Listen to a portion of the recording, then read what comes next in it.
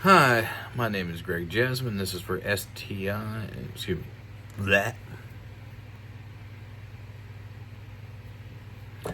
Hi, this is Greg Jasmine. This is for SDI FTT 104, Week 4, Complete Firearm Disassembly. Before we get started, since we are dealing with a firearm, let's go ahead and safe and clear.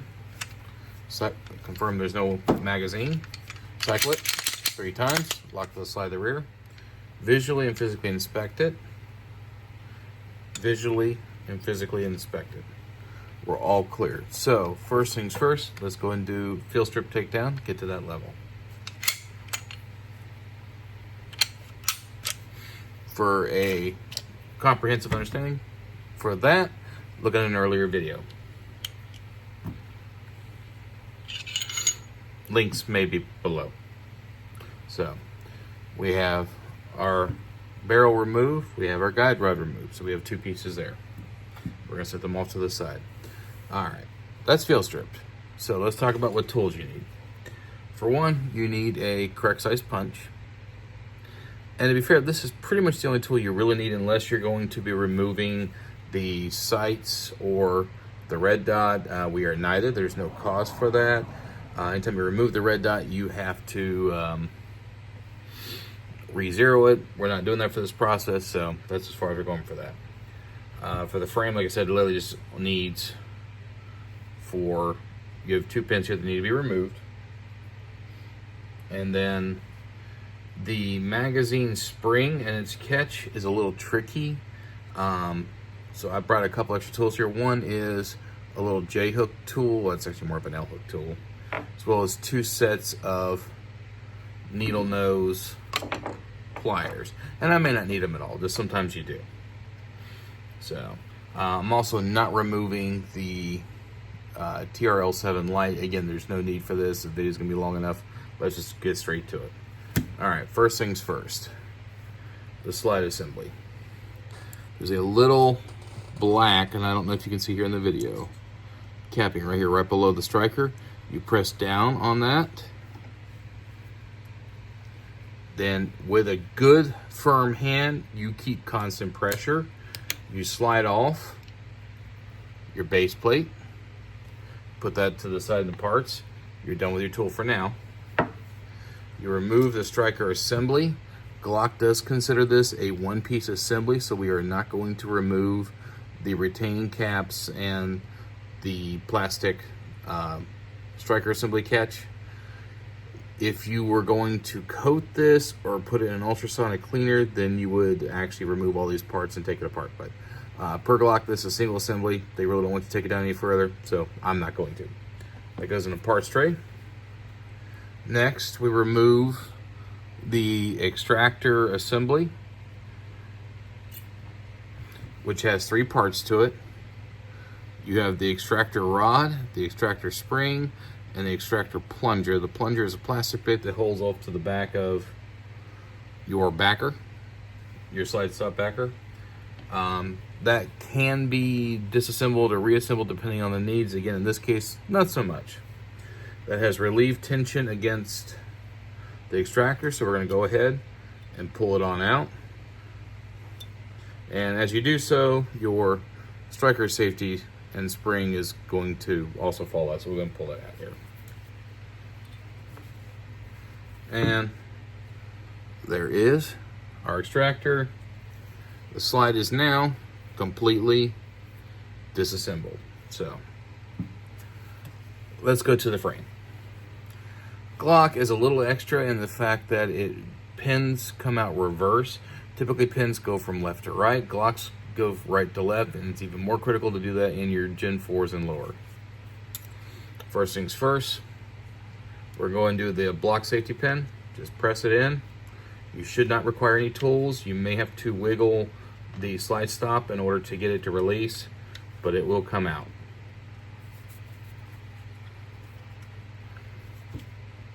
It should not require any hammering, that kind of stuff, although first time can be a little extra.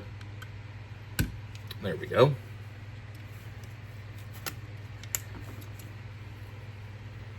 There's our blocking pin. So we're going to lift up and remove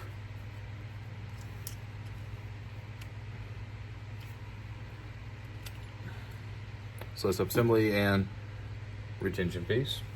The few factory parts you don't really have to replace. We have our ambidextrous slide stop with attached spring. You generally do not remove that spring unless you need to replace it. Now we need to remove our second pin.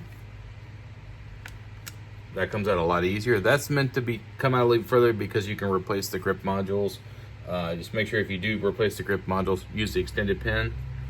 Now simply lift up with the trigger shoe and your trigger assembly. And this is a Glock performance trigger, so we are not going to disable or remove this because it requires custom parts to move in and out in tools. We're not going to deal with that, so we're just going to set it off to the side. And that is our Glock frame disassembled. This actually be a great time to clean it. And again, I know I'm coming out of the camera. I've got it at a weird angle so you can see more of what I'm doing rather than me. But this is make sure you got everything out there in. And I almost lied to you because we need to remove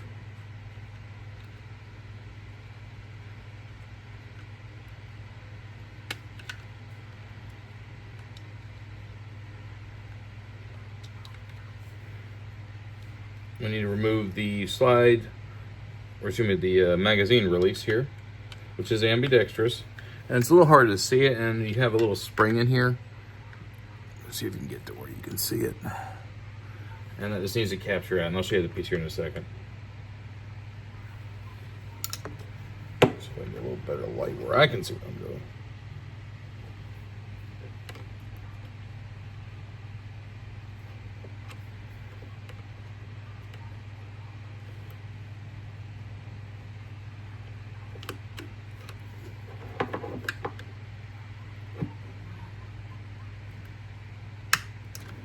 There we go.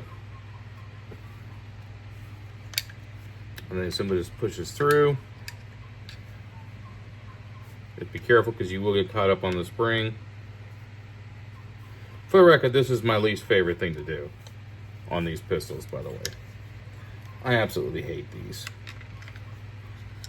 And I generally do not recommend it. Disassembly unless you have to.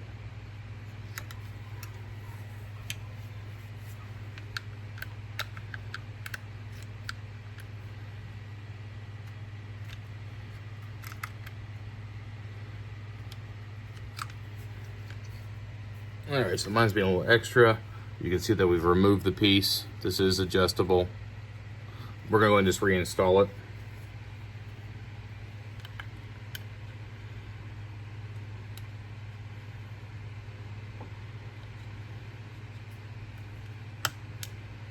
This is going to start our reassembly.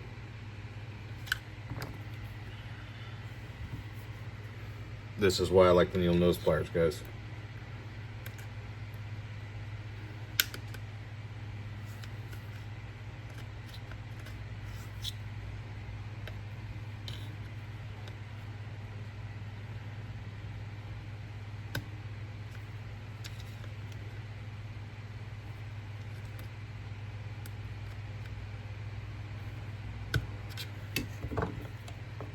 Always the funnest bit.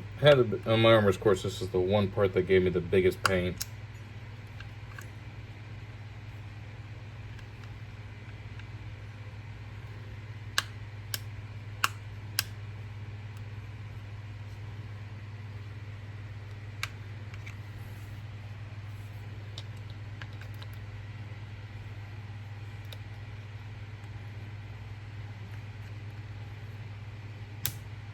There we go.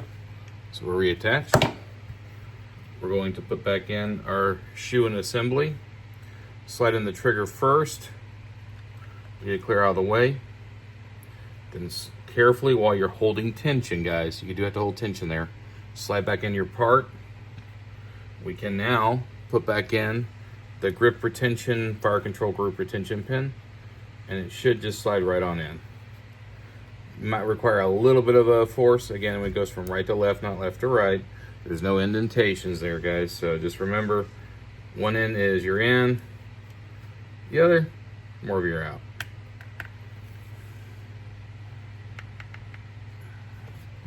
And you do use your punch tool to help make it nice and level on both sides. Now, slide stop and assembly. It fits into a nice good little notch there. Your barrel stop and retention block. Just press this down. You make sure you line up your holes nice and good here with the slide stop. You may or may not have to press down in order to get the pin in and going. See if you can see that really well or not. Just make sure all your holes are all lined up. Again, right to left. There's a series of notches here, guys, but the good news is it's kind of universal.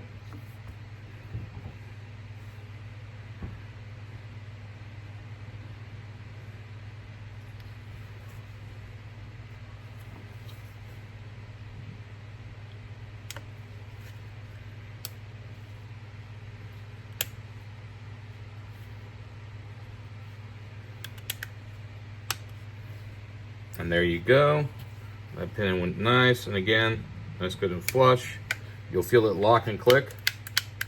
Do not over push it or you're gonna have problems. So we have the frame reassembled. Time for the slide. So, first part is the extractor, only fits in one way, guys.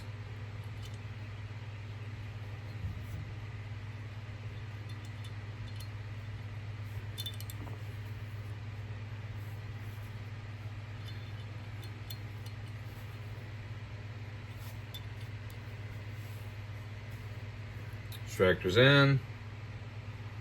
Extractor safety plunger. Again, only fits in one way, and it is retained by the extractor, guys. Extractor plunger only fits in one way. Metal on metal, plastic on plastic. If you've screwed up, you will know it, because instead of seeing silver metal here, you will see black plastic. Striker assembly goes all the way in. Bring it as flush down as you can. Slide back, retention cap. Go ahead and start sliding it on. Then you're going to have to press down this top piece here. And it does sometimes get easier if you use your punch tool just to grab a corner of it to help lower it below the height of this. If you've got under tension, you have to reset. Again, make sure that you don't let these parts just go willy-nilly fly in there. So we've got it over the striker retention cap. We now press down with our punch tool on the extractor rod and continue to slide. That part will snap back in. We're good to go. Test it. We have a good retention. Let's just show you here. Good spring back. Barrel, it's like we're going back reverse for the field strip. Make sure it's locked into place. Guide rod assembly. Again, make sure it's all notched correctly. Rails, slide. All the way back. Cycle. Safe direction. Pull the trigger. Good click. Hold down. Good reset. Safety still works. Guess what? We're done. All right, guys, that's it for SDI FTT 104. It's also last week for the assignment. It's just a 4-week assignment, so I'll see you later.